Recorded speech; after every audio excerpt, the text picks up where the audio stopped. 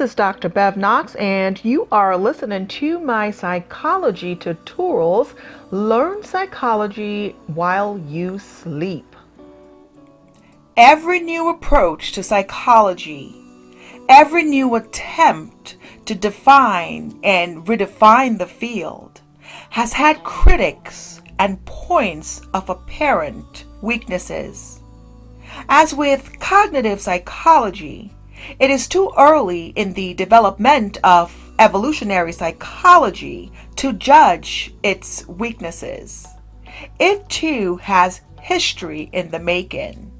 One advocate of the evolutionary psychology movement summed it up with current status of the field in these terms. We now have a powerful principle that will eventually provide a foundation for a deeper and richer psychology. And so, the search for the truly definitive approach to psychology, for the ultimate school of thought that might characterize the field for more than a few decades, continues. Will evolutionary psychology or cognitive psychology become the final school of thought?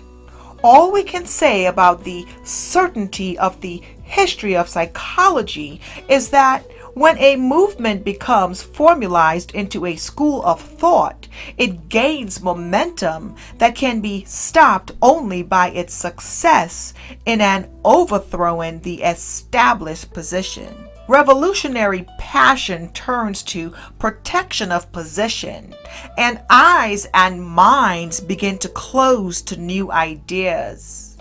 In this way, new establishments are born. So it is the process of any science and evolutionary building to ever higher levels of development. There is no completion, no finish, no final state. Just a never-ending process of growth as newer species evolve from older ones and attempt to adapt to an ever-changing environment. History in the making. There is no need to end it. Psychology will evolve.